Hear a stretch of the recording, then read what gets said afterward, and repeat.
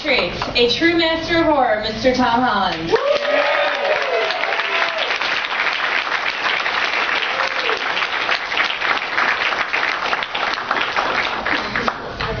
Excellent. I guess I have so many questions. I guess first and foremost, how did this come about? Where did this idea come from? Well, where did it come from? I had done a movie. I'd written a movie called Cloak and Dagger. And Cloak and Dagger was a very, very loose remake of The Window. And The Window was the precursor to Rear Window. And it was written by Cornell Woolrich. It's a short story, and it's about a boy. It's the Boy Who Cried Wolf story. And that was the progenitor to Rear Window. Anyway, I really deviated because it seemed so thin in Cloak and Dagger. And I came back to it. I came back to it with this, the idea of looking out the window and seeing something happen next door. But it worked when it was a vampire, and it didn't work anymore when it was a serial murderer, and then of course they did Disturbia. And I had the idea that if a vampire moved in next door, there was something that just tickled my funny bone about that. It was just inherently funny, but I carried the idea around for like a year, and I couldn't make it work. And then all of a sudden I thought of the Peter Vincent character. And the minute that I had Peter Vincent, then the whole story fell into place, and I wrote it almost overnight. But that was after thinking about it for like a year. So Peter Vincent, of course, being an homage to horror host Vincent Price. It seems like the entire movie is kind of a love letter to classic horror in a way, and the Hammer films, and the character of Charlie being a fan of those movies as we see over and over. Obviously, that's an influence for you. That was everything that I grew up with.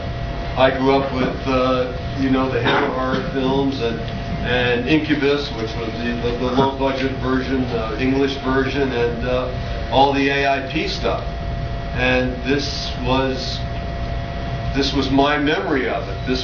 We had, when I was a kid, you had the Friday Night Frights, usually in the local channel, and there was some host or hostess like Stagger Lee or Vampira, and they were just god awful. But there was such affection for the genre in those days. And I think you put it right. It was a love letter to my memory of my love of horror as a kid. But tonally, and you can tell by the response of the audience as we screened it here tonight, it's very gratifying, by the way. Thank you.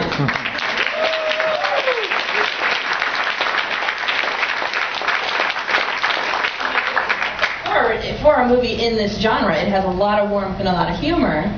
And I'm wondering, for you, in the writing process and the directing process, do you find comedy and humor more challenging, or the scares?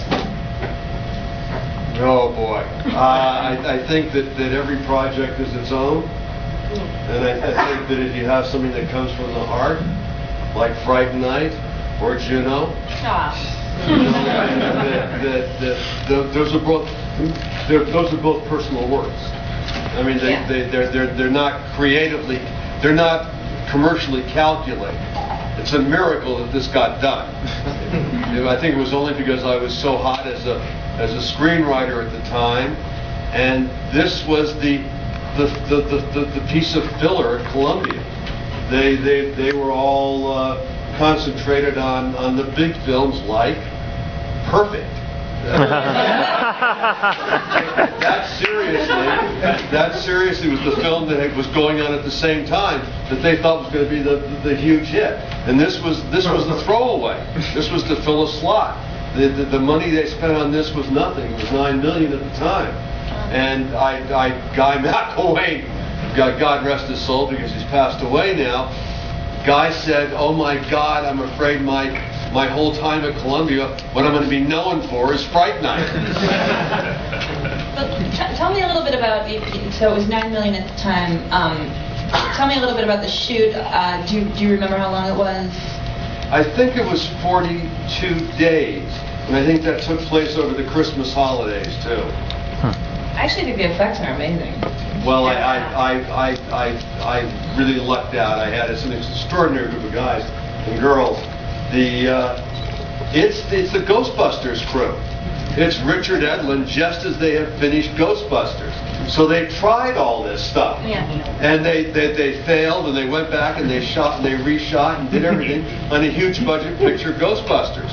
So they had the problems worked out by the time they got to Fright Night.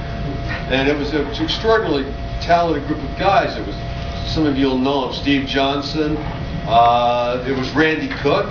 And Randy Cook went on to I think, to head up all the CGI on Lord of the Rings.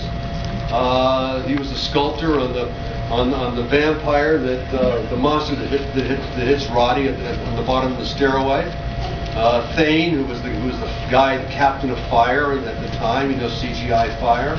They didn't call it CGI then, but I mean it was the state of the art as far as visual effects were concerned at the time. And I had Richard Edlund, and he was just sensational. Cool.